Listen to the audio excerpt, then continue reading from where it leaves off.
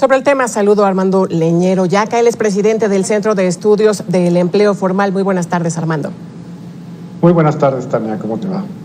Oye, Armando, cifras pues que llaman la atención y de verdad sorprenden, las del INEGI, del IMSS, cómo cerró el año 2020 en pérdida de empleo, 646,000 empleos perdidos, cifra pues que no se había visto desde 1995. ¿Cómo nos pinta este año? Mira, nos pinta muy mal el 2021.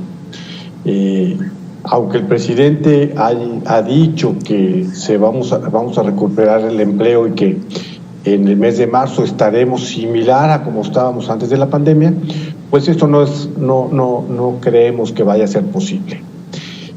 Significa que tendríamos que estar creciendo alrededor de 800,000 empleos en 3 meses.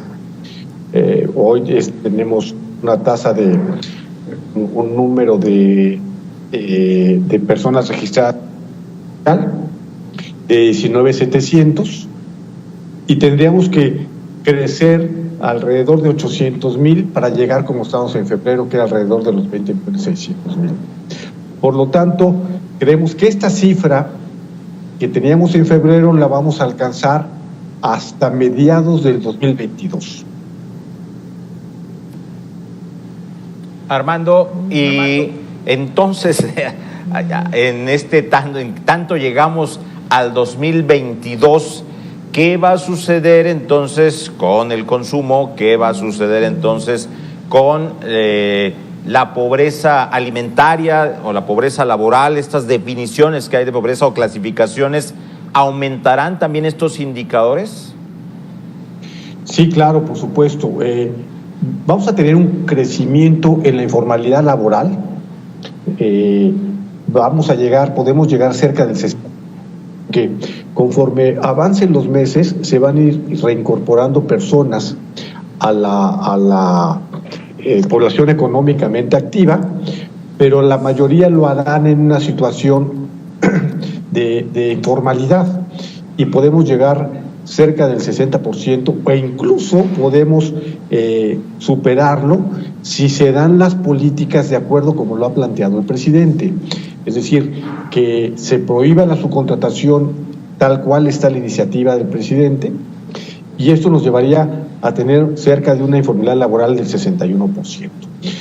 Eso también, esta crisis laboral, pues va a redundar en menor ingreso dentro de las familias y por lo tanto mucho más pobreza laboral que puede seguir creciendo. Otro indicador que tenemos es que día a día viene creciendo muy fuerte la subocupación. Tenemos cerca de 9 millones de personas subocupadas, y esto seguirá creciendo. Es decir, personas que trabajan menos de 35 horas a la semana y que tengan un trabajo, una ocupación. Sí, ¿cómo entender que si tenemos los menores niveles de inflación, sí hay pérdida de poder adquisitivo en este momento? Bueno, hay pérdida de poder adquisitivo porque los ingresos de las familias han bajado. Algo que ayudó a que no se disminuyera tanto los empleos en el 2020 fue que se tuvo que negociar entre trabajadores y patrones un menor ingreso para poder conservar el empleo. Me parece que esto fue algo que ayudó a que no haya tanto desempleo, pero sí el ingreso ha sido mucho menor. Calculamos nosotros que en un 20%.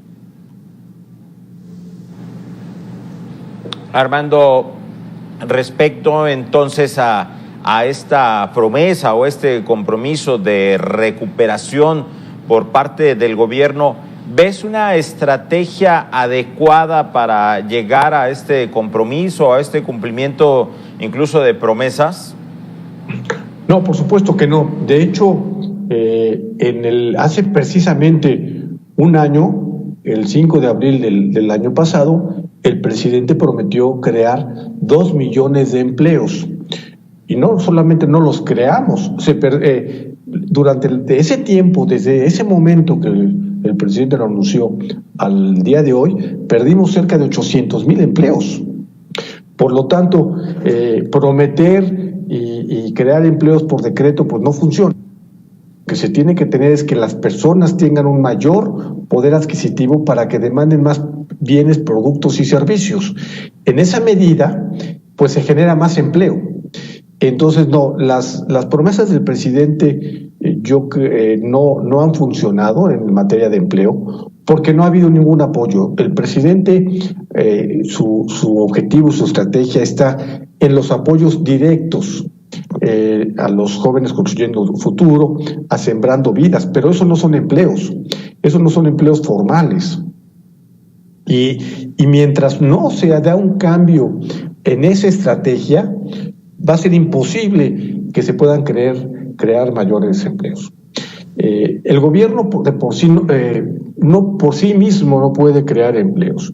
Los que creamos los empleos, pues somos las personas que demandamos bienes, productos y servicios. Y en esa medida bienes, productos y servicios, los inversionistas están interesados en invertir más para que compremos más. Pero mientras no haya la posibilidad de tener un mayor ingreso, pues no se va a crecer el empleo en el mediano plazo. Estamos hablando de unos 2 años aproximadamente.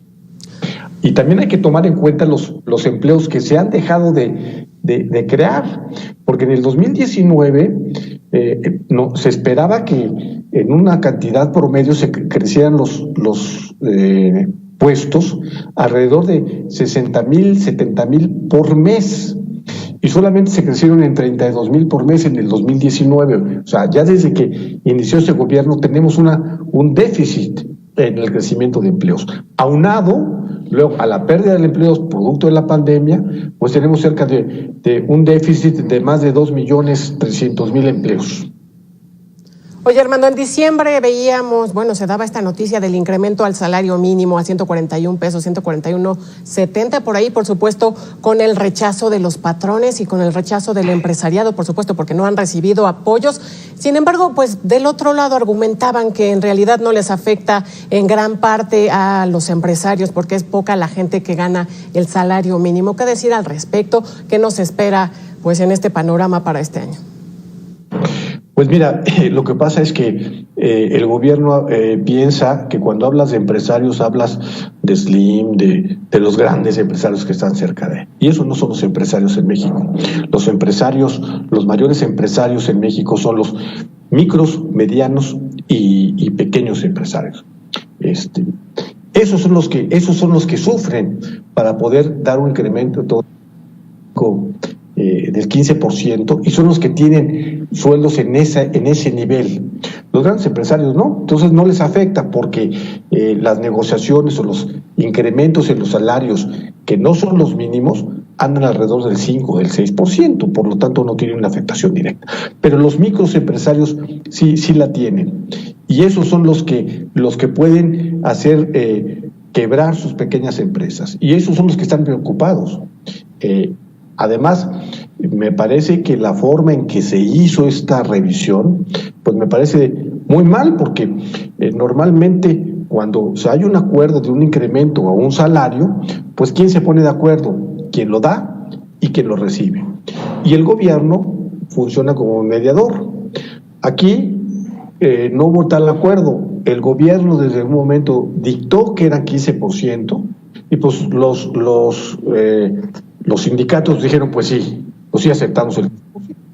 Y entonces nunca le preguntaron a los patrones si lo podían dar, sobre todo a los micros. Y pues se da obviamente una ruptura en esa negociación, que imagínate que tú eres quien tiene que darlo y no te preguntan tu punto de vista, ¿verdad? Y eso es lo que sucedió, y me parece que sí afecta a los patrones que tienen empleados que ganan el mínimo o cerca del mínimo. Armando, regresándome un poco a lo que comentabas de los programas sociales como Sembrando Vida, Jóvenes Construyendo el Futuro, que no son empleos formales, pero que hay la tentación o hay la intención de contarlos como empleo formal. ¿qué tanto nos maquilla o nos hace crear una realidad que no lo es y que finalmente nos puede llevar a toparnos con una pared más adelante? Bueno, muchísimo, porque esos no son empleos, son apoyos.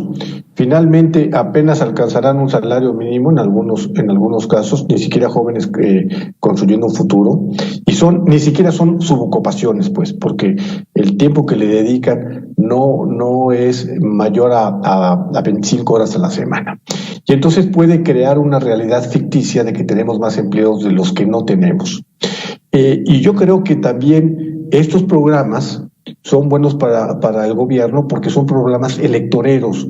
O sea, hay a mucha población que se le dan pocas cantidades de dinero, pero que para ellos son suficientes para dar el voto con determinado partido político, ¿verdad?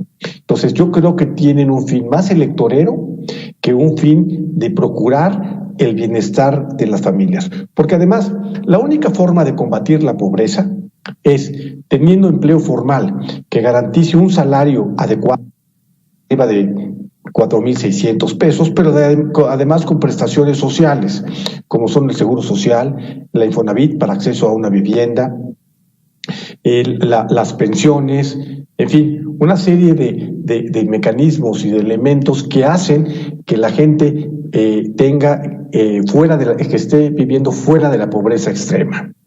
Y solamente es a través de estos mecanismos. Los apoyos no terminan con la pobreza extrema. Bueno, pues ahí tiene el tema sobre la mesa. Por supuesto, usted tiene la mejor opinión. Armando Leñero Yaca, presidente del Centro de Estudios del Empleo Formal. Gracias por estos minutos con Mega Noticias. Muchas gracias, Tiana. Muchas gracias, Adán. Que tengan una muy buena tarde. Hasta luego. Gracias. Hacemos nosotros un corte. Regresamos. No se vaya. Tenemos todavía más información aquí en Mega Noticias TVC.